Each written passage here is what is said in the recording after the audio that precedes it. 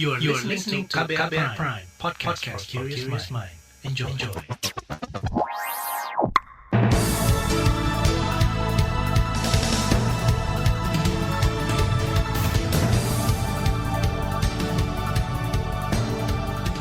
Selamat pagi saudara, senang sekali kami bisa menjumpai Anda kembali melalui program Buletin Pagi edisi Rabu 3 November 2021. Bersama saya Naomi Liandra. Sejumlah informasi pilihan telah kami siapkan. Di antaranya, sejumlah daerah potensial tingkatkan kasus COVID-19. Pemerintah segera terapkan aturan ekonomi karbon. Pembangunan Monumen Islam Samudra Pasai rugikan negara 20 miliar. Inilah Buletin Pagi selengkapnya.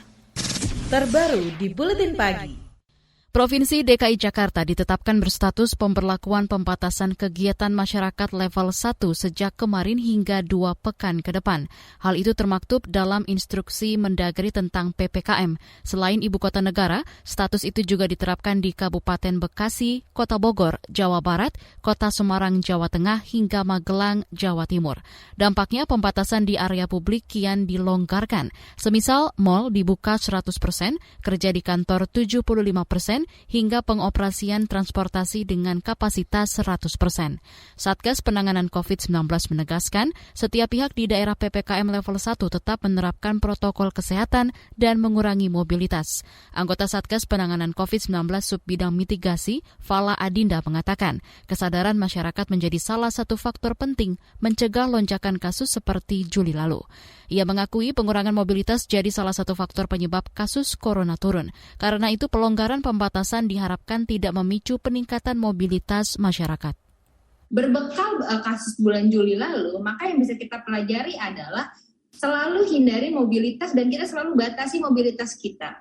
Gitu. Selain prokes yang harus tetap berjalan, maka mobilitas yang kita lakukan secara pribadi, secara individu juga harus dibatasi. Dan berikan contoh itu kepada masyarakat pada umumnya, sehingga nantinya kita akan menjadi masyarakat yang aware terhadap pandemi. Fala menyatakan perlu kerjasama seluruh pihak dalam penegakan disiplin protokol kesehatan, di antaranya pengawasan dari petugas di lapangan untuk mencegah kerumunan, sebab tren peningkatan kasus masih terjadi di antaranya di Jawa Barat, Gorontalo, dan Maluku Utara. Kementerian Perhubungan bakal terus mengawasi penerapan protokol kesehatan COVID-19 di area publik yang berada di wilayah-wilayah yang menerapkan PPKM. Juru bicara Kementerian Perhubungan Adita Irawati melibatkan sejumlah pihak dari unsur Satgas COVID-19, TNI Polri untuk mengawasi penumpang. Kita tetap meminta kepada semua penumpang untuk menerapkan protokol kesehatan dan juga pengawasan oleh para operator, khususnya operator prasarana ya, seperti operator bandara, operator stasiun maupun terminal untuk melakukan pengawasan terhadap protokol kesehatan. Ini satu hal yang sangat penting, meskipun mungkin syaratnya sudah diperbolehkan antigen dan juga sudah vaksin, tetapi protokol kesehatan itu wajib tetap untuk diimplementasikan. Juru bicara Kementerian Perhubungan Adita Irawati meminta dukungan pengawasan dari operator dan kesadaran masyarakat mencegah penularan dengan prokes ketat. Sementara itu, manajer hubungan antar lembaga KAI Komuter Adli Hakim memastikan kapasitas maksimal pengguna KRL masih 32%. KCI juga menambah pengoperasian saat jam sibuk serta pembatasan penumpang masuk stasiun. Hal itu bentuk antisipasi penularan virus corona tatkala status PPKM berada di tiap wilayah yang terhubung. Jadi sampai sekarang kami masih semaksimal mungkin menjaga kapasitas tersebut 32% tadi, antara lain kalau sudah jam sibuk ya seperti sore atau malam hari dan juga di pagi hari tentu akan ada antrian, penyekatan di stasiun. Kami batasi jumlah orang yang bisa naik ke dalam tiap keretanya agar tidak melebihi kapasitas yang diizinkan sesuai aturan. Nah, kemudian juga di jam-jam sibuk ini kami operasikan lebih banyak KRL-nya. Manajer Hubungan Antar Lembaga KAI Komuter Adli Hakim.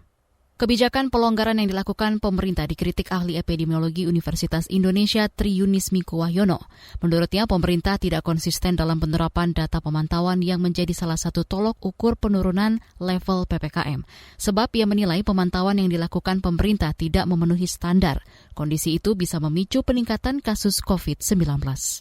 Kalau menurut saya, memang pemerintah ini tidak konsisten menerapkan PPKM berlevel tapi surveillance-nya tidak standar begitu. Jadi menurut saya ya bisa naik turun begitu levelnya karena tidak standar surveillance, tesnya tidak standar 1/1000 populasi. Kalau Jakarta sih saya yakin, tapi kontak tracing-nya tidak standar. Jadi kontak tracing-nya satu kasus 6-8 seluruh Indonesia termasuk Jakarta. Kemudian ya pasti bisa naik lagi karena banyak kontak yang tidak di tracing begitu. Epidemiolog Tri Yunis Miko Wahyono menegaskan cakupan vaksinasi yang tinggi di suatu daerah juga bukan jaminan, sebab orang yang sudah divaksin masih tetap bisa terinfeksi corona. Ia mengingatkan untuk warga DKI Jakarta agar tetap waspada meskipun tingkat capaian vaksinasi sudah lebih tinggi dibanding daerah lain. Dia mengimbau pelonggaran kegiatan masyarakat khususnya di tempat umum tak membuat lengah semua pihak. Pemerintah segera implementasikan aturan ekonomi karbon. Informasi selengkapnya hadir sesaat lagi. Tetaplah di Buletin Pagi KBR. You're listening to KBR Pride, podcast for curious mind. Enjoy!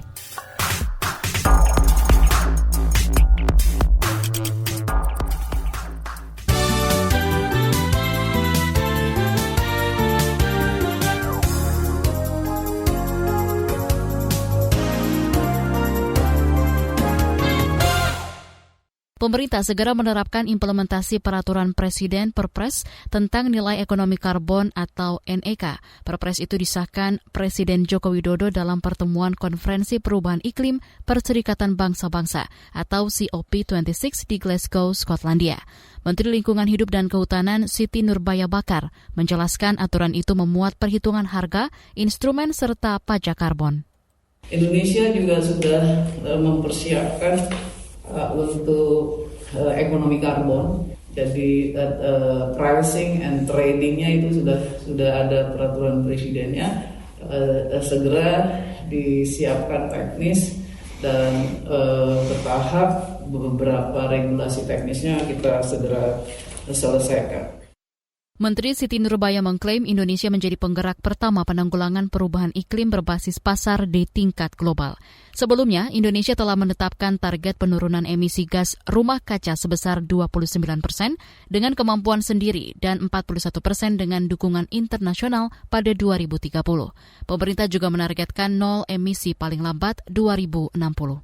Pakar hukum tata negara menilai ada kekeliruan dalam pertimbangan Mahkamah Agung yang mencabut dan membatalkan peraturan pemerintah soal pengetatan remisi bagi pelaku korupsi. Pakar hukum STIH Jentera Bivitri Susanti menilai alasan keadilan restoratif dalam pencabutan PP itu tidak tepat karena koruptor bukanlah korban.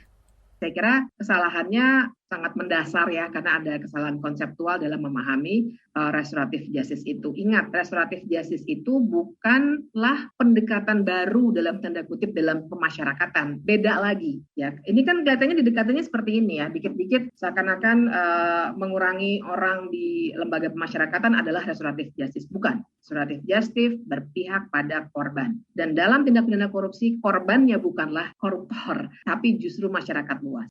Bivitri juga tidak sepakat dengan alasan MA yang menganggap PP itu diskriminatif lantaran membedakan perlakuan terpidana korupsi dengan kejahatan lain. Dia menegaskan korupsi adalah kejahatan luar biasa, sehingga penanganannya juga dikhususkan. Sebelumnya, Mahkamah Agung membatalkan peraturan pemerintah tentang syarat dan tata cara pelaksanaan hak warga binaan. Aturan itu memuat syarat berbeda pemberian remisi antara narapidana korupsi, teror, dan narkoba dibanding napi lain. Ribuan anak kehilangan orang tuanya akibat pandemi COVID-19. Menteri Pemberdayaan Perempuan dan Perlindungan Anak Menteri P3A Bintang Puspayoga mengatakan puluhan ribu anak itu membutuhkan dukungan semua pihak, antara lain pemerintah, keluarga, dan masyarakat.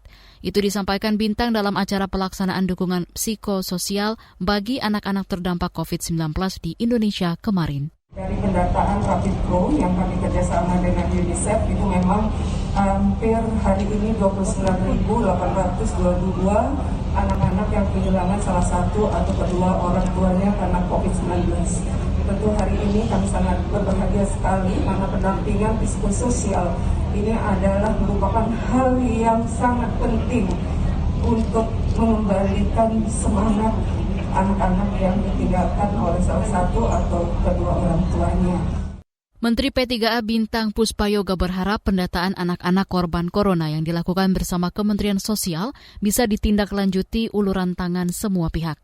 Di acara yang sama, Menteri Sosial Tri Risma hari ini menyalurkan bantuan asistensi rehabilitasi sosial atau atensi berupa tabungan kepada 150-an yatim piatu akibat COVID-19, total hampir 35 juta rupiah, serta alat bantu 29 anak disabilitas. Kita ke informasi ekonomi. Menteri Perdagangan Agus Gumiwang Kartasasmita mengklaim kinerja industri manufaktur Indonesia secara keseluruhan menunjukkan tren pertumbuhan positif dari tahun ke tahun, meski di tengah berbagai tantangan global. Menteri Agus menyebut tren pertumbuhan positif terlihat dari kontribusi sektor manufaktur terhadap produk domestik bruto PDB yang selalu meningkat dan nilai investasi sektor manufaktur yang selalu bertambah. Karena itu kebijakan pengembangan industri di masa pandemi dinilai tepat, yaitu dengan pemberian insentif fiskal dan non-fiskal yang mendorong permintaan dan mengembalikan utilisasi. Capaian PMI Manufaktur Indonesia pada Oktober tahun ini mencapai 57,2. Angka ini melampaui PMI sejumlah negara manufaktur dunia, diantaranya India 55,9 dan Jepang 53,2. Kita ke informasi mancanegara. Pertemuan Presiden Indonesia Joko Widodo dengan sejumlah pimpinan perusahaan besar Inggris di Glasgow, Skotlandia menghasilkan komitmen investasi senilai 9,29 miliar dolar Amerika atau sekira 132 triliun rupiah. Hal ini disampaikan Menteri Luar Negeri Indonesia Menlu RI Retno Marsudi dalam video keterangan pers terkait kegiatan Presiden di Glasgow, Skotlandia kemarin. Menlu Retno mengklaim investasi itu sebagai bukti kepercayaan investor asing terhadap Indonesia. Dari pertemuan tadi, terdapat komitmen investasi sebesar 9,29 miliar US dollar. Pertemuan berlangsung dengan sangat baik, selain karena adanya hasil konkret investasi, juga karena investasi difokuskan pada investasi hijau atau green investment. Menteri Retno menjelaskan dalam pertemuan itu, Presiden Jokowi juga menjelaskan upaya Indonesia memenuhi komitmen menurunkan emisi dan kebijakan yang mendorong transisi ekonomi dan energi kepada investor. Selain itu, Presiden menegaskan transisi ekonomi dan energi akan berjalan lebih cepat jika terjalin kerjasama internasional, investasi, serta teknologi hijau yang terjangkau. Beralih ke informasi olahraga. Belasan atlet difabel dilibatkan dalam kirap obor Peparnas ke-16 Papua yang diambil dari distrik Nimboran, Kabupaten Jayapura, Papua. Ketua Bidang Upacara Pepat 16 Papua, Welia Mandiri, mengatakan kirap diawali penyalaan api yang diproses secara tradisional oleh para tetua adat di Kampung Ketmong di wilayah itu. Proses pembentukan api itu bak tempo dulu yang menggunakan 2 batang rotan atau kayu yang digosok sampai memunculkan api untuk disulutkan ke obor. Peparnas Papua akan berlangsung 5-13 November 2021. Sekira lebih dari 1.900 atlet dari 34 provinsi akan bertanding di 12 cabang olahraga. Atalanta bermain imbang 2-2 melawan Manchester United pada laga lanjutan Liga Champions di Stadion Atleti Azzurri dini hari tadi. Gol Atalanta dicetak Josep Ilicic dan Dufan Javata. Sedangkan 2 gol United diborong Cristiano Ronaldo. Hasil imbang ini membuat MU masih memuncaki posisi grup F. Pada pertandingan lain, Chelsea menang tipis 1-0 saat melawat ke markas Malmo FF. Gol tunggal Chelsea dilesakan Ziyech. Kemenangan 1-0 juga diraih Barcelona saat melawat ke markas Dynamo Kiev. Sementara Juventus menang 4-2 saat menjamu tim tamu Zenit. Di bagian berikutnya kami hadirkan laporan khas KBR bertajuk Jalan Terjal Transisi Energi Baru Terbarukan. Nantikan sesaat lagi. You're listening to KBR Pride, podcast for curious mind. Enjoy!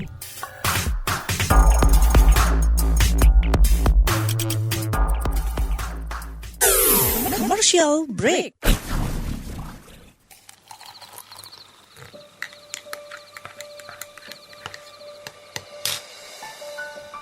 Hai, kamu apa kabar? Masih suka menikmati senja dan kopi? Aku masih ingat kebiasaan kita. Sehabis pulang kerja, selalu mencari tempat untuk sekedar ngobrol dan ngopi. Tapi kadang kita kehabisan bahan obrolan. Aku masih melakukan hal yang sama sampai sekarang, tanpa harus takut habis bahan buat ngobrol. karena aku selalu mendengarkan KBR Sore dari Senin sampai Jumat jam 4 sore. Aku rindu. KBR Inspiratif Terpercaya.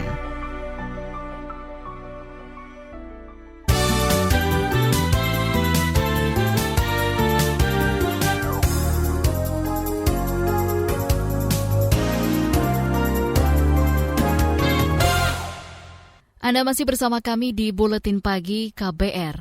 Pemerintah berkomitmen mengurangi penggunaan energi fosil ke energi baru dan terbarukan atau EBT. Hal itu berulang kali ditegaskan Presiden Joko Widodo di berbagai kesempatan, baik di dalam maupun di luar negeri. Lalu sejauh mana penerapannya saat ini? Berikut laporan khas KBR disusun Sindu Darmawan. Visi kami adalah Indonesia maju di bidang energi. Ke depan kita ingin sebanyak-banyaknya mengurangi pemakaian energi fosil, sehingga pemakaian biodiesel, pemakaian green fuel akan kita kerjakan. Sudah kita mulai. Itu tadi adalah janji-janji politik Jokowi di bidang energi. Janji politik tersebut kemudian coba direalisasikan di pemerintahan Jokowi Ma'ruf Amin lewat berbagai kebijakan. Antara lain menargetkan pemanfaatan energi baru terbarukan mencapai 23% dalam bauran energi nasional pada 2025. Bauran itu akan diterapkan untuk energi secara keseluruhan, termasuk untuk bahan bakar minyak BBM dan sektor energi kelistrikan. Selain itu, Indonesia juga menargetkan nol emisi karbon atau net zero emission pada 2060. Berikut penjelasan Dirjen Baru Terbarukan Kementerian Energi dan Sumber Daya Mineral ESDM, Dadan Kusdiana, soal realisasi target tersebut dalam webinar beberapa waktu lalu. Apakah ini tercapai? Per sekarang kalau saya sampaikan, kalau untuk listrik masih ada peluang untuk bisa kita capai. Tapi kalau untuk dari sektor energi, barangkali ini memerlukan upaya yang sangat keras karena kita belum bisa misalkan menggantikan bagaimana pemanfaatan LPG, bagaimana pemanfaatan BBM di sektor transportasi dan di sektor industri. Ini tidak gampang kalau untuk sisi yang itu. Apa yang disampaikan ESDM memang realistis. Indonesia masih sangat bergantung pada energi fosil.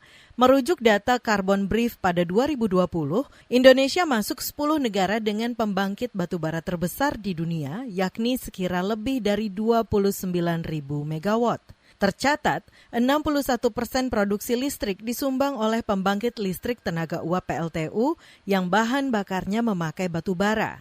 Pada 2020, produksi batubara nasional mencapai 561 juta ton, lebih tinggi dari target yakni 550 juta ton. Dari jumlah itu, sekira 132 juta ton digunakan untuk konsumsi domestik termasuk PLN. PLN mengakui besaran penggunaan batubara untuk listrik. Namun, PLN berupaya mengurangi penggunaan batubara untuk energi listrik. Hal itu tertuang dalam Rencana Usaha Penyediaan Tenaga Listrik RUPTL 2021-2030. Berikut penjelasan Komisaris PLN, Eko Sulistyo. Porsi dari EBT untuk pembangkit itu melebihi 51%. Jadi yang untuk fossil fuel itu utamanya adalah batu bara itu kira-kira 48,sekian%. Jadi oleh karena itu kemudian bukan katanya, tapi karena ini sudah diputuskan melalui Kementerian SDM akan menjadi pedoman buat PLN. Namun, pada 2021, Kemen ESDM menargetkan kenaikan produksi batu bara nasional dari semula 550 juta ton menjadi 625 juta ton, naik 75 juta ton. Ini tercantum dalam perubahan keputusan Menteri ESDM tentang pemenuhan kebutuhan batubara dalam negeri 2021. Pemerintah menilai sektor pertambangan mineral dan batubara tidak selalu buruk untuk lingkungan. Kemen ESDM mengklaim pertambangan mineral juga berupaya menuju arah yang sama, yakni ramah lingkungan. Apalagi Indonesia juga turut berkomitmen dalam Perjanjian Paris, yakni ikut berkontribusi dalam menurunkan emisi dunia dengan kontribusi 29% dengan usaha sendiri dan 41% dengan bantuan global. Pemerintah mungkin lupa bahwa pertambangan memiliki sejumlah dampak buruk baik bagi manusia maupun lingkungan. Bagi kesehatan, terutama pekerja dan masyarakat di sekitar tambang bisa berdampak pada pernafasan, asbestosis, jantung, hingga ginjal kronis. Greenpeace Indonesia menyatakan penggunaan batu bara menyebabkan 60.000 orang Indonesia meninggal setiap tahun. Dari segi lingkungan, batu bara menimbulkan masalah, mulai dari pengambilan, pengolahan, dan penggunaannya dapat merusak lingkungan. Pada proses produksi, pengambilan batu bara dilakukan dengan membabat hutan dan menggali lubang. Selain itu, produksinya juga mencemari tanah, air, dan udara. Berikut pernyataan Koordinator Kampanye Iklim Greenpeace Asia Tenggara, Tata Mustasya, soal dampak buruk batu bara. Sektor energi, terutama kelistrikan dan kaitannya dengan lingkungan, terutama perubahan iklim, memang kita tidak punya pilihan. Jadi tidak punya pilihan karena krisis iklim akan memberikan dampak yang nyata. Sekarang sudah mulai ya, sekarang kita merasakan banyaknya bencana. Demikian laporan khas KBR, saya Aika Renata. Informasi dari berbagai daerah akan hadir usai jeda. Tetaplah bersama Buletin Pagi KBR. You're listening to KBR Pride, podcast for curious mind. Enjoy!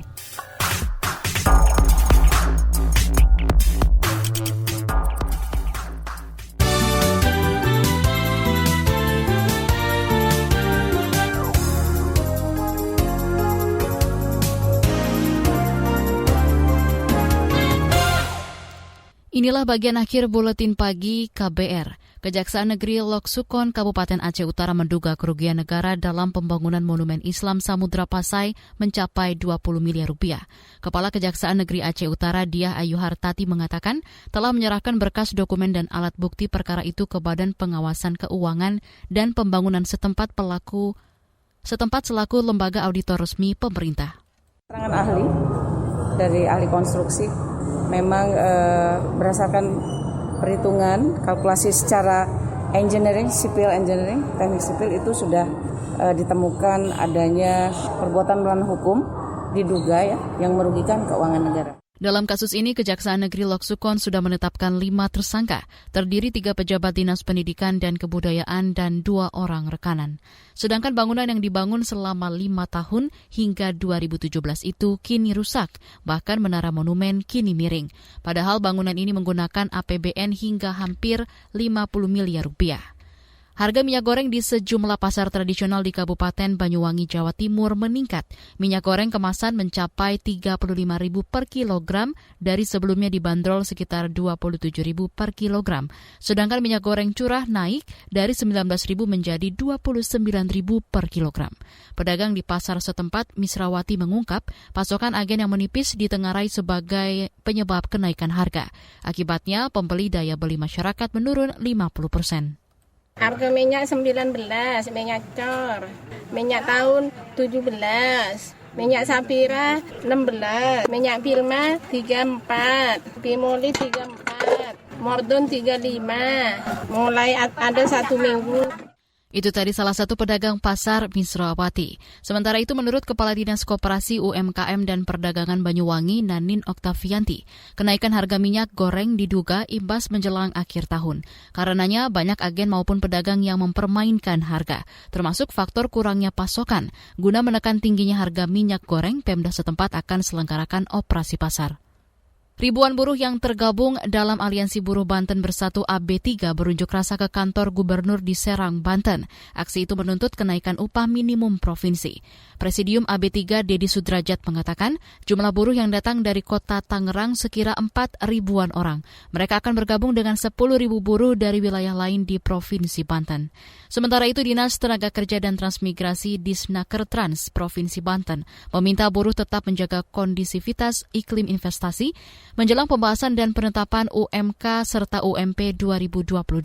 Terlebih iklim investasi terganggu imbas pandemi COVID-19. Kepala Disnakertrans setempat Al-Hamidi mengaku masih menunggu surat dari Kementerian Tenaga Kerja mengenai besar UMP dan UMK.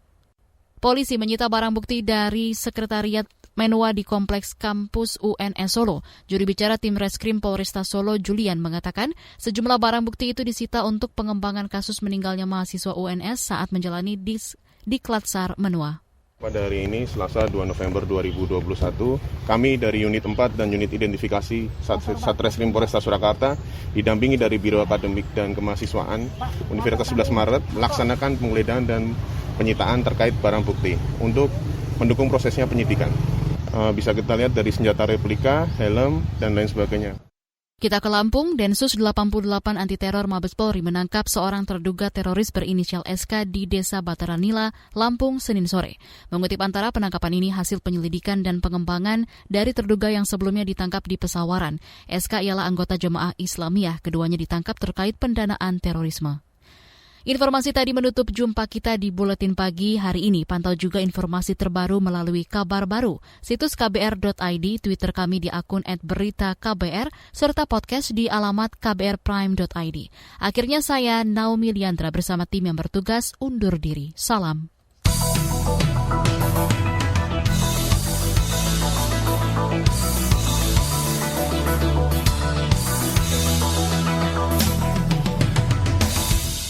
KBR Prime, cara asik mendengar berita.